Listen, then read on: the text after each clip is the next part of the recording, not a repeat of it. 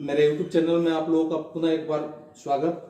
आज हम लोग बातें करेंगे फिर हिंदी व्याकरण से। तो हिंदी व्याकरण में जैसे पिछले सीरीज में हम लोगों ने संज्ञा तक का मतलब समझ चुका था कि संज्ञा क्या है, लेकिन आज हम लोग देखेंगे सर्वनाम के बारे में कि जैसे सर्वनाम आपके लिए कोई नया शब्द नहीं है, लेकिन अगर आप ध्यान से इसको समझते हैं तो इसमें बहुत नई बात आपको सुनने के लिए भी मिल सकता है, क्योंकि यह आप सभी बच्चों के लिए जो किसी भी वर्ग में पढ़ रहे हों और साथ साथ में उन लोगों के लिए भी ध्यान में रख के काम करने का प्रयास कर रहा हूं कि जो लोग किसी कंपटीशन की तैयारी कर रहे हैं और उनके विषय में हिंदी का विषय आता है तो उनके लिए भी बहुत महत्वपूर्ण बातें आ जाता है कि हिंदी व्याकरण को और इससे जुड़े जितने बात होते हैं सारे बातों को जानना उनके लिए भी उतना ही जरूरी होता है।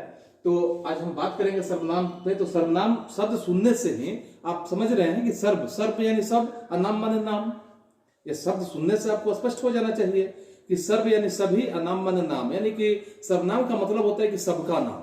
सर्वनाम का मतलब ही हो गया कि सबका नाम। ऐसे हम इसकी परिभाषा के रूप में अगर हम कहें तो परिभाषा में जब हम इसकी चर्चा करते हैं तो परिभाषा का मतलब कि जिन शब्दों का प्रयोग संज्ञा के बदले में किया जाता हो, यानी संज्ञा के बदले आने वाले शब्द को सर्वनाम कहते हैं।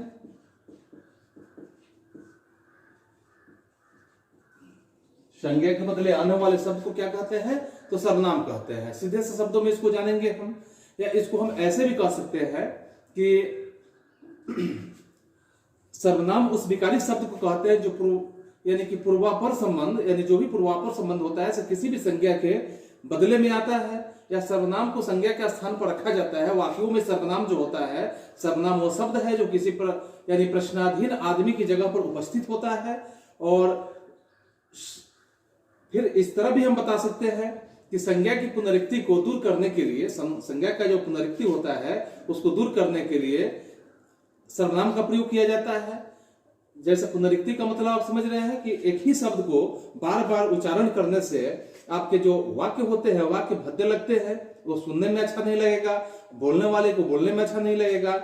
उदाहरण स्वरूप आप देख लेते हैं कि अगर हम एक ही बात को कह रहे हैं कि सुनील पुस्तक पढ़ता है, सुनील आपसे बात करता है, सुनील गोपालगंज जाता है, सुनील यानी सुनील जो बार बार हम प्रयोग कर रहे हैं, यह सुनने में आपको भद्दा भी लगेगा और बोलने में भी भद्दा लगेगा। तो उसके जगह पर हम क्या करते हैं कि सुनील पुस्तक पढ़ता है, वह गोपालगंज जाता है, यानी वह शब्द का जो संबोधन कर देते हैं, यही तो सर्वनाम होता है।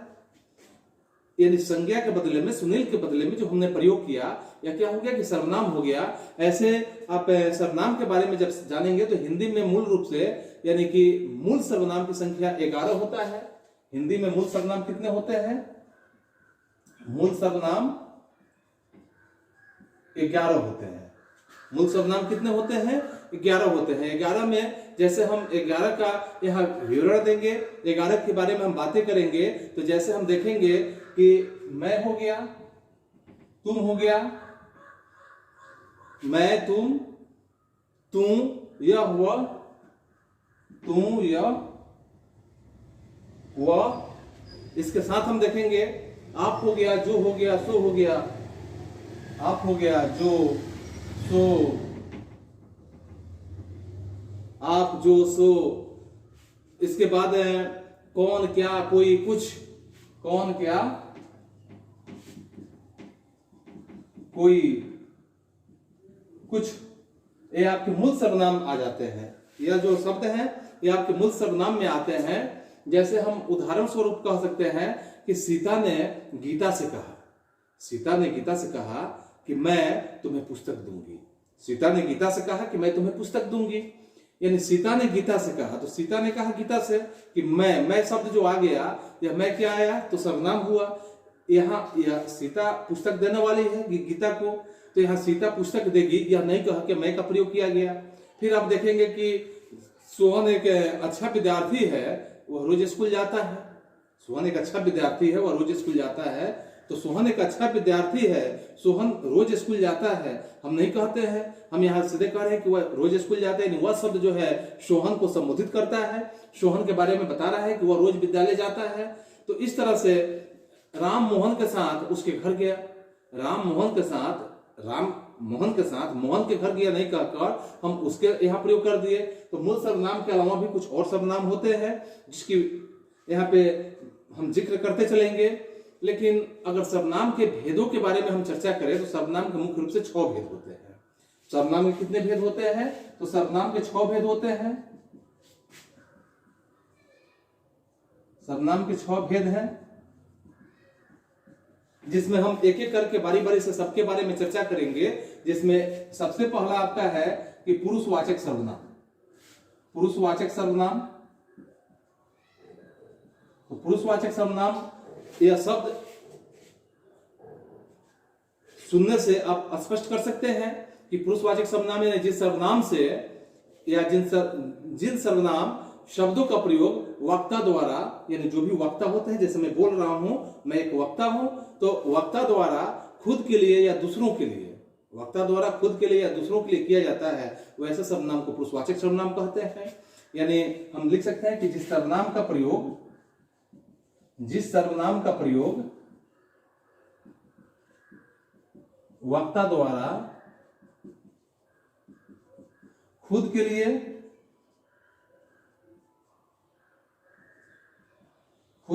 या दूसरों के लिए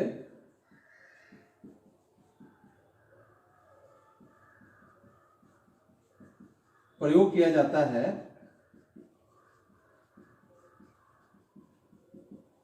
उसे पुरुषवाचक सर्वनाम कहते हैं।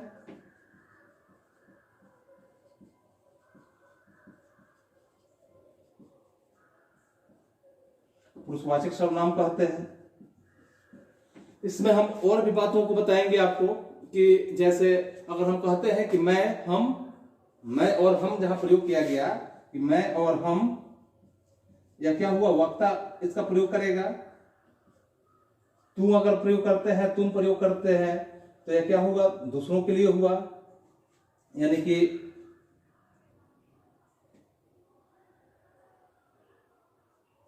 आपके लिए हुआ। और वह वे लोग इत्यादि जो प्रयोग किया जाता है, यह जो होता है यह दूसरों के लिए हो जाता है, तो यह दूसरों के लिए प्रयोग होता है। इसमें हम, यह दूसरों के लिए हो गया। इसमें हम देखेंगे कि कुछ इस प्रकार के शब्द हैं कि अगर मैं आपसे कहता हूं तो कहने वाला मैं वक्ता हो गया, आप जो है सुनने वाले हो गए, वे लोग आ रहे हैं, तो वे लोग आ रहे हैं क्या हो गया कि यहाँ किसी और के लिए हम बातें कर रहे हैं। तो जो भी शब्द है क्या है, पुरुषवाचक सर्वनाम में आता है, यानी कि जिस शब्दों का बोध पुरुषवाचक सर्वनाम कहते, माने जिन शब्दों का वो बोध जो होता है, जिन शब्दों का व्यक्ति के लिए या व्यक्ति का बोध होता है, वैसे उसे हम क्या कहते हैं, पुरुषवाचक सर्वनाम कहते हैं। फिर इसका प्रयोग हम व्यक्तिवाचक संज्ञा की जगह पर करते हैं। पुरुषवाचक सर्वनाम जो होता है इसे हम व्यक्तिवाचक संज्ञा के स्थान पर करते हैं। इसका प्रयोग स्त्री और पुरुष दोनों के लिए ही किया जाता है, स्त्री के लिए भी किया जाता है और पुरुष के लिए भी किया जाता है। जिस सर्वनाम का प्रयोग ऐसे हम समझेंगे फिर कि जिस सर्वनाम का प्रयोग सुनने वाले यानी श्रोता, कहने वाले, वक्ता और किसी और के बारे में जो किया जाता है, वैसे शब्दों को हम क्या कहते हैं कि पुरुषवाचक सर्वनाम के नाम से जानते हैं। तो इस तरह से यह पुरुषवाचक सर्वनाम आपका कंप्लीट हुआ। अब इसमें जैसे में अगर हम उदाहरण स्वरूप कहें तो उदाहरण में आप देखेंगे कि उदाहरण में आपको मिलेगा कि जैसे मैं फिल्म देखना चाहता हूं, मैं घर जाना चाहती हूं, आप कहते हैं तो ठीक ही होगा, तुम जब तक आए तब तक वह चला गया, यानी तुम, वह, या दो शब्द जो हुआ। इस तरह मैं फिल्म देखना चाहता हूं, मैं इसमें हो गया, मैं घर जाना चाहती हूं, मैं हो गया। तो ये शब्द जो है सब पुरुषवाचक सर्वनाम के अंतर्गत आते हैं। जैसे आजकल आप कहाँ रह रहे हैं, वह पढ़ने में बहुत तेज है, तो इस शब्दों में जहां भी वक्ता के रूप में, श्रोता के रूप में जो प्रयोग किया गया, यह पुरुषवाचक सर्वनाम में आता है। ऐसे अब हम बात करेंगे पुरुषवाचक सर्वनाम में, तो पुरुषवाचक सर्वनाम के 3 भेद होते हैं। पुरुषवाचक सर्वनाम के 3 भेद होते हैं। या तीनों भेदों को हम ऐसे समझेंगे कि पुरुषवाचक सर्वनाम के 3 भेद कौन कौन से होते हैं। तो इसको भी आप बहुत आसानी से समझ सकते हैं और बहुत आसानी से याद रख सकते हैं कि पुरुषवाचक सर्वनाम जो है, पुरुषवाचक सर्वनाम, इसके 3 भेद होते हैं। एक होता है उत्तम पुरुष, इसी को हम प्रथम पुरुष भी बोलते हैं। दूसरा होता है मध्यम पुरुष और तीसरा होता है अन्य पुरुष। यह बहुत आसान है, इसको आप आसानी से समझ सकते हैं, आसानी से याद रख सकते हैं। यानी कि यहाँ उत्तम पुरुष में जैसे मैं हो गया, हम हो गया, हम लोग हो गए, या उत्तम पुरुष हो गया यानी प्रथम पुरुष हो गया। अगर मध्यम पुरुष में हम बात करें तो आप हो गए, तुम हो गया, तुम लोग हो गए, आप लोग हो गए।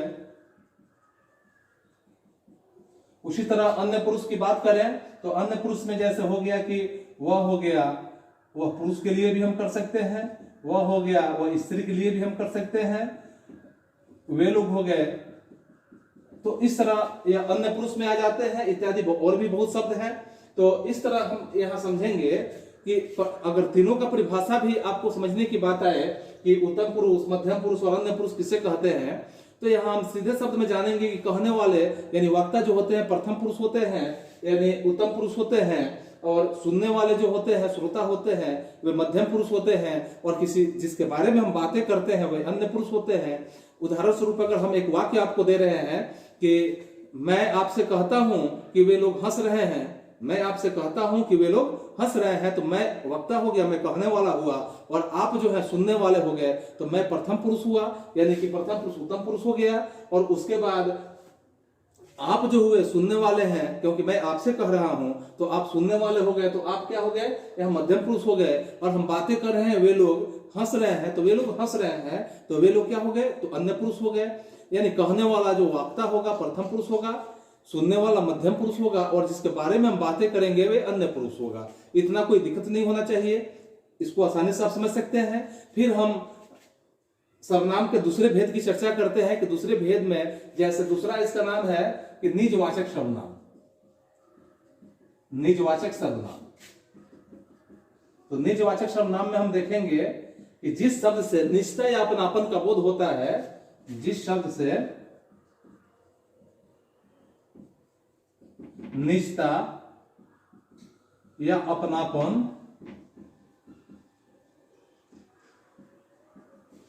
का बोध होता है, उसे निजवाचक सर्वनाम कहते हैं।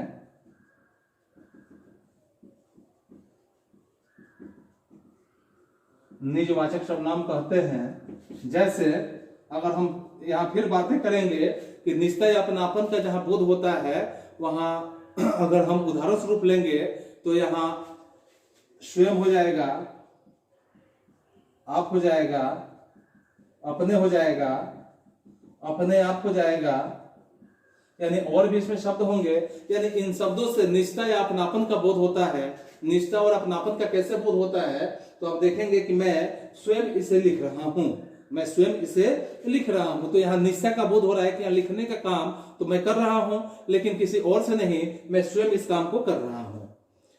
मैं अपने आप अपने चैनल को चला रहा हूं, तो मैं अपने आप यानी मैं किसी के सहयोग नहीं लेके मैं अपने आप इस चैनल को चला रहा हूं। तो इस तरह जो शब्द जो आते हैं, स्वयं, अपने आप, ये शब्द जो है क्या है, निजता और अपनापन का बोध कराता है, इसे हम निजवाचक सर्वनाम कहते हैं।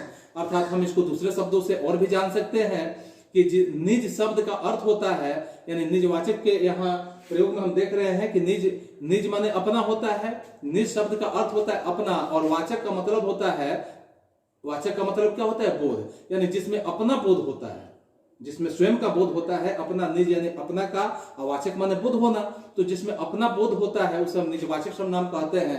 यानी अपनापन का बोध कराने वाले शब्दों को हम निजवाचक सर्वनाम कहते हैं। फिर हम इसको और भी कह सकते हैं दूसरे ढंग से कि जिन सर्वनामों का प्रयोग कर्ता को निज यानी कर्ता जो होता है निजवाचक कर्ता के साथ अपनेपन का बोध कराने के लिए किया जाता है, उसे हम क्या कहते हैं कि निजवाचक सर्वनाम कहते हैं।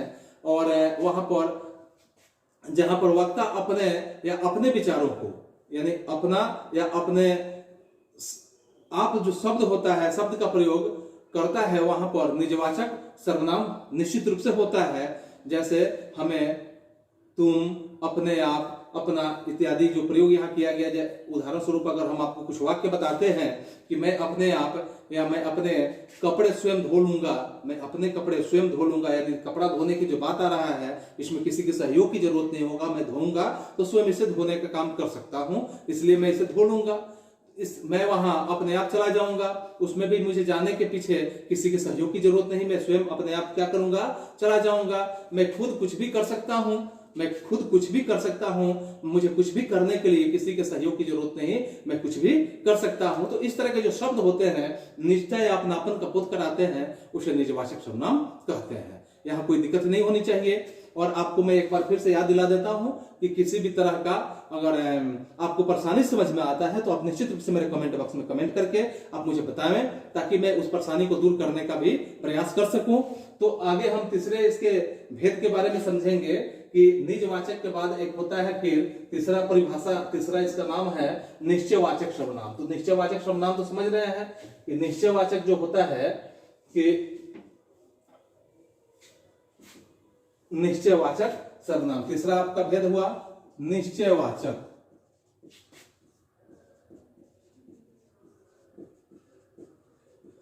तो निश्चयवाचक सर्वनाम का मतलब आप समझ रहे हैं कि जिन शब्दों से किसी वस्तु या व्यक्ति का या किसी व्यक्ति या वस्तु का अथवा घटना की ओर निश्चय रूप से संकेत करे, उसे हम निश्चयवाचक सर्वनाम कहते हैं। ठीक है, इसको हम लिख भी देते हैं। जिन शब्दों से किसी व्यक्ति, वस्तु या घटना का निश्चितता का बोध होता है,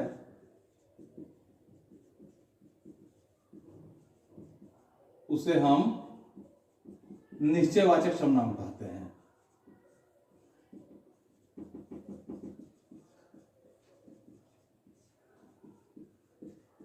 उसे हम निश्चयवाचक सर्वनाम कहते हैं। यानी कि जैसे में अगर हम इसे यहां जिक्र करें, जैसे य, व, ए, वे इत्यादि, माने और भी शब्द हैं इसमें, तो इसमें हम देखेंगे कि जिन शब्दों से किसी व्यक्ति, वस्तु या घटना का निश्चितता का बोध होता है, कोई भी शब्द अगर होता है तो उस शब्दों से किसी व्यक्ति के बारे में, वस्तु के बारे में निश्चितता का जहां बोध होता है, वैसे शब्दों को हम क्या कहते हैं, तो निश्चयवाचक सर्वनाम कहते हैं।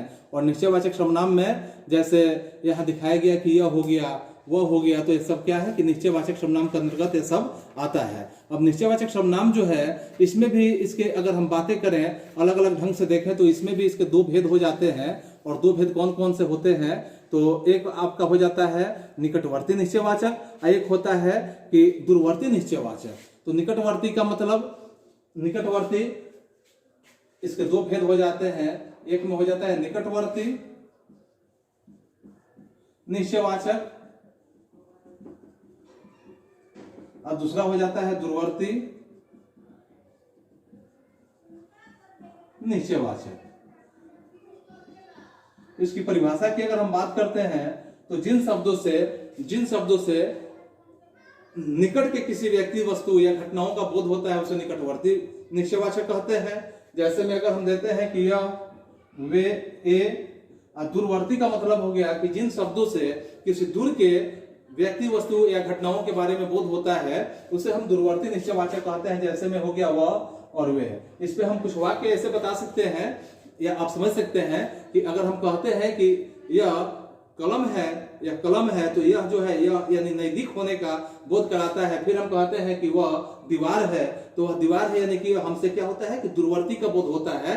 तो वह हो गया, वे हो गया, या दूरवर्ती निश्चयवाचक होता है। यानी इसमें निश्चितता का बोध है कि वह है, वह दीवार है, लेकिन वह क्या है कि हमसे दूर है, इसलिए वह दूरवर्ती का बोध होता है। फिर यह निश्चय है कि यह कलम है, लेकिन नजदीक होने के कारण यह निश्चय यानी कि निकटवर्ती निश्चयवाचक हो जाता है।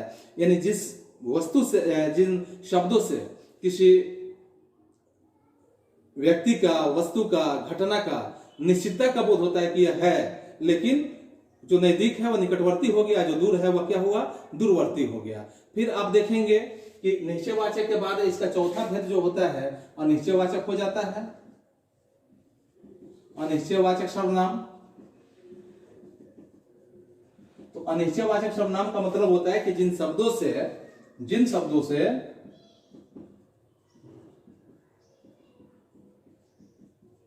किसी व्यक्ति,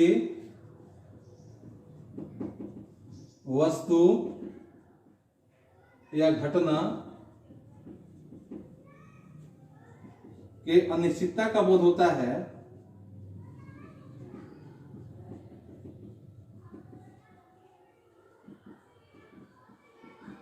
अनिश्चितता का बोध होता है, उसे अनिश्चयवाचक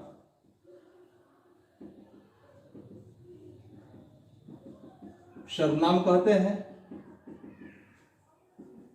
अनिश्चयवाचक सर्वनाम कहते हैं। जैसे कोई, कुछ, कोई कुछ इत्यादि आदि और भी बहुत शब्द हैं जिसमें हम बातें करेंगे अभी आपको, कि जिन शब्दों से किसी व्यक्ति या वस्तु या घटनाओं का या वस्तु की ओर ऐसा संकेत करें कि उसकी स्थिति निश्चित नहीं हो, स्पष्ट नहीं हो, यानी उस व्यक्ति, वस्तु, स्थान या घटना का जो स्थिति होता है वह निश्चित नहीं हो, स्पष्ट नहीं हो पाए, ऐसे संकेत करें कि उनकी स्थिति बिल्कुल स्पष्ट ही नहीं हो पाए, तो ऐसे शब्दों को हम क्या कहते हैं? अनिश्चयवाचक सर्वनाम कहते हैं। जैसे में अगर हम बातें करें, कोई हो गया, कुछ हो गया, किसी हो गया, कौन हो गया, किसने हो गया, किन्हीं को, किन्हीं ने, जौन, तौन, जहां, वहां इत्यादि ऐसे बहुत शब्द हो जाते हैं। तो ऐसे शब्दों का, जैसे अगर कहा जाता है कि मोहन आज कोई तुमसे मिलने आया था, मोहन आज कोई तुमसे मिलने आया था, तो मोहन आज कोई आया तो जरूर था मिलने के लिए, लेकिन कौन आया था इसका कोई निश्चितता नहीं है। कोई मिलने आया था, यानी कोई का मतलब कि यहाँ निश्चितता का बोध नहीं हो पा रहा है। यह निश्चित है कि कोई आया था, लेकिन कौन आया था यह निश्चित नहीं है, तो यहाँ अनिश्चितता का बोध हो जाता है। अगर हम बात करते हैं कि रमेश बाजार से कुछ लाया था, तो रमेश तो लाया था, बात सत्य है, लेकिन क्या लाया था यह निश्चितता नहीं है, इसलिए यहाँ अनिश्चितता की बात हो जाती है। इसलिए अनिश्चयवाचक यानी कुछ शब्द जो हो गया, यहाँ कुछ लग गया, वो अनिश्चयवाचक सर्वनाम हो गया। फिर हम देखेंगे कि मैं कुछ खाना चाहता हूँ, मैं कुछ खाना चाहता हूँ, मैं खाना तो चाहता हूँ, यह तय है, लेकिन यह तय नहीं है कि क्या खाना चाहता हूँ, यहाँ निश्चितता का बोध नहीं हो पा रहा है। फिर आप देखेंगे कि कोई आ रहा है, कोई आ रहा है, तो कौन आ रहा है, माने कोई तो आ रहा है यह भी तय है, लेकिन कौन आ रहा है यह तय नहीं है। फिर मैं अगर बात करूं कि मैं आपसे कुछ कहना चाहता हूं, मैं आपसे कुछ कहना चाहता हूं, तो मैं तो चाहता हूं कि कुछ कहूं, लेकिन क्या कहूं यह तय नहीं है, यह निश्चित नहीं है। तो इस तरह से यह शब्द हो गया अनिश्चयवाचक सर्वनाम के अंतर्गत। अब फिर हम देखेंगे कि अनिश्चयवाचक सर्वनाम के बाद पांचवें भेद के रूप में हम देखेंगे कि पांचवा भेद होता है संबंधवाचक सर्वनाम। संबंधवाचक सर्वनाम क्या होता है, इसके बारे में हम बातें करेंगे अभी आपसे। और आपको मैं एक बार फिर से यह बात याद दिला दूं कि अगर आप मेरे YouTube चैनल को सब्सक्राइब नहीं किए हो तो आप निश्चित कर लें, ताकि मेरे हर वीडियो का नोटिफिकेशन आप तक पहुंचते रहे। तो पांचवा हम देखेंगे संबंधवाचक सर्वनाम। संबंधवाचक सर्वनाम,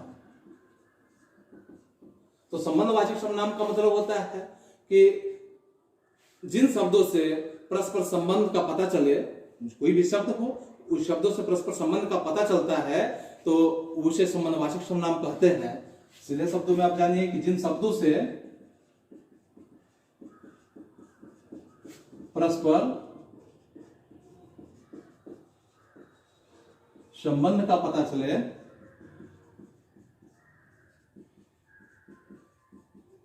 उसे संबंधवाचक सर्वनाम कहते हैं।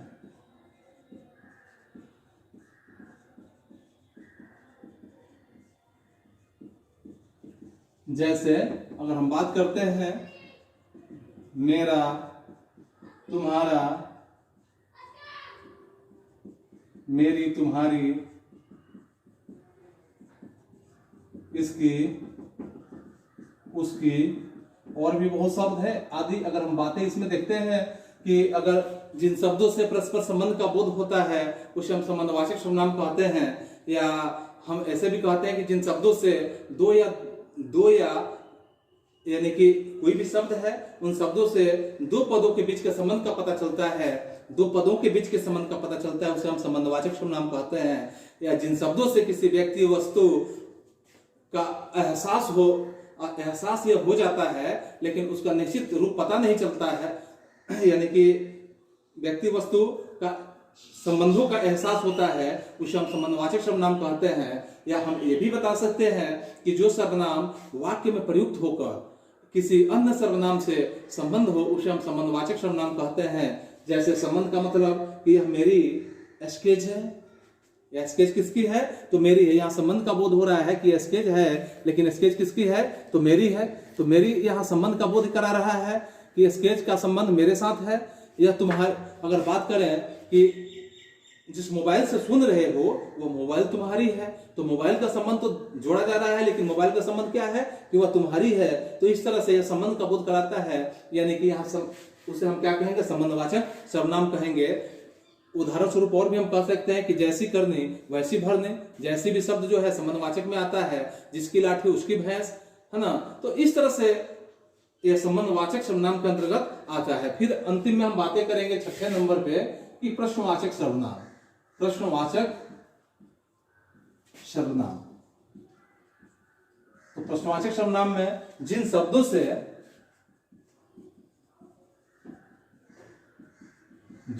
से प्रश्न पूछने का बोध होता है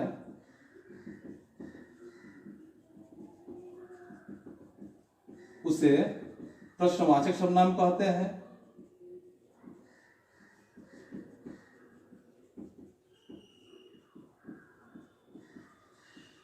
जैसे कौन, क्या, कहां, कब, कैसे आदि जो शब्द हम प्रयोग करते हैं, इसमें अगर कहा जाता है कि आपका क्या नाम है, आपका क्या नाम है, यानी कि यहां प्रश्न पूछने का बोध हो रहा है कि आपका क्या नाम है, आप कहां रहते हैं, आप क्या करते हैं, वे लोग क्यों हंसते हैं। तो ऐसा प्रश्न जो है, प्रश्न पूछने का बोध किया जा रहा है, उसे हम प्रश्नवाचक सर्वनाम कहेंगे। जिसमें और भी हम कह सकते हैं कि जो सर्वनाम शब्द सवाल पूछने के लिए प्रयुक्त होते हैं उन्हें हम प्रश्नवाचक सर्वनाम कहते हैं। या फिर हम कह सकते हैं कि प्रश्न करने के लिए जिन सर्वनाम का प्रयोग होता है उन्हें हम प्रश्नवाचक सर्वनाम कहते हैं। यह कौन है, टोकरी में क्या रखा है, बाहर कौन दौड़ रहा है, देखो तो कौन आया है, तुम कहां जा रहे हो, तुम बाजार से क्यों आए। तो इस तरह की बातें जो की जाती है, यह सारे बातें प्रश्न पूछने के संदर्भ में किए जा रहे हैं, इसलिए प्रश्नवाचक सर्वनाम हुआ। तो आज बस हम सर्वनाम के बाद अगले सीरीज में फिर मिलेंगे दूसरे बिंदुओं को लेकर, दूसरे हिस्से को लेकर, यानी अगले सीरीज को लेकर। तो आज के लिए बस इतना ही, तब तक के लिए धन्यवाद। That's all.